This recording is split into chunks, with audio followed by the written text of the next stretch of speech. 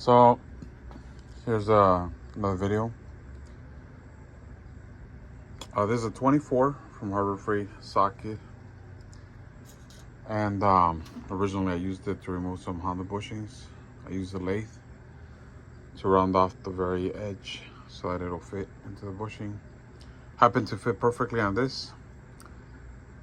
Hit it from the top, and as you can see, it came out. I'm just, uploading this so you guys don't have a hard time like I did, since I couldn't find any videos.